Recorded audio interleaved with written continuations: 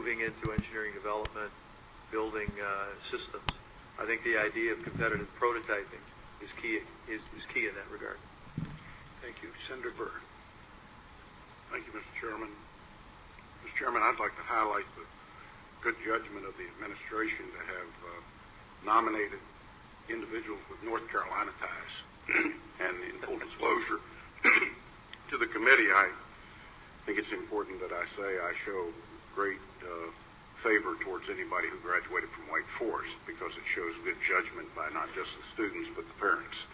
So I congratulate those two law school students. Mr. Osberg-Sands, are you aware of the widespread contamination of the Camp Lejeune water system that existed in the 1950s through the 1980s? Yes, Senator. You may also be aware that in 1989, the EPA designated Camp Lejeune as a national priority listed site, and under Title 42 U.S. Code, the Agency for Toxic Substances and Disease Registry, ATSDR, at the Centers for Disease Control, and I quote, shall, end quote, conduct public health assessments, and if they deem it necessary, conduct human health effect studies of national priority listed sites. The Congressional Research Service has stated that in their reading of Title 42, the Navy as the primary responsible party for Camp Lejeune site is statutorily required to fund such studies. Would you agree that the Navy has a statutory responsibility here to act as promptly as they can? Yes, Senator.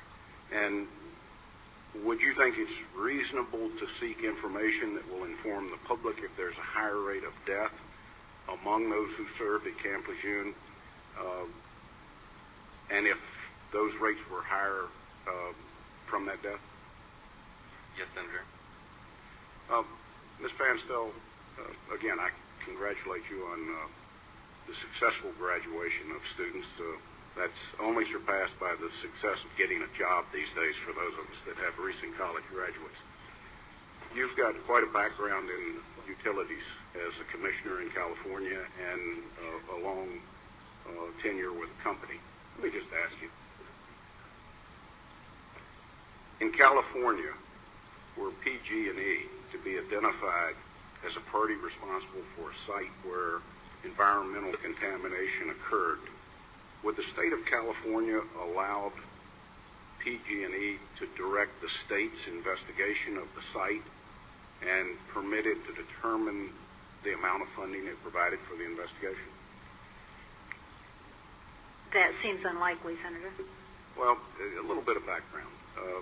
Currently, the Department of the Navy, the primary responsible party for Camp Lejeune for the Marine Corps, is asserting that it can determine which federally funded and statutorily mandated scientific studies will be conducted to investigate water contamination that occurred at the base between 1957 and 87.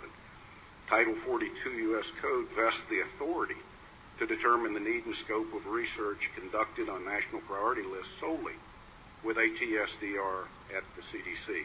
And ATSDR is authorized to conduct its research independent from the primary responsible party. That makes common sense whether you're in California or whether you're in the federal government. And essentially what the Department of the Navy is doing with respect to withholding funds for key government studies which will investigate the environmental contamination at Camp Lejeune, the Navy's refusing to fund a mortality study recommended by the United States government scientists. And we don't know if the death rate for Marines and sailors who lived at Camp Lejeune is greater than that of Marines from other bases. In light of the documented levels of contaminants present in the tap water at Camp Lejeune, do you think it makes sense to conduct a study that would help us determine those death rates? Senator, my understanding is that the studies are ongoing, that the Navy has funded and continues to fund the studies that you referenced. My further understanding is that there are other studies that are being proposed, and while I have not been privy to the results of the studies, it is my understanding that as the studies are completed, other studies will be funded as indicated by the Navy. You're correct that there are ongoing studies, and the two most crucial to determine what I just covered. The two most crucial to determine what I just covered are the mortality study and the health study, which have yet to be funded by the Department of the Navy for ATSDR. And it's absolutely crucial that that funding commitment happen before we get to the end of January, or all of a sudden we restart the clock and there's another 6 months. Do I have a commitment from both of you that you'll do everything within your power to see that the Navy fulfills its statutory obligation? Mr. Osterberg, Absolutely. If confirmed, my primary responsibility as Chief Legal Officer of the Department of the Navy is to make sure it's in full compliance with all applicable laws that apply to the Department of the Navy, and certainly to the extent that there's an obligation of the Department of the Navy to conduct a study which has yet not conducted, I would work with my colleagues in the department to make sure that occurred. Thank you. Ms. Fansdale. Certainly, Senator, if I'm confirmed into this position, I will commit to investigate and see what studies need to be done and what the status is.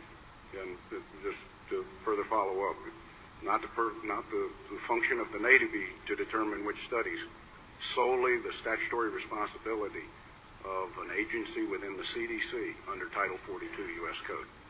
If I could turn to Mr. O'Neill for just a second with regard to the Army's Family Medium Tactical Vehicles.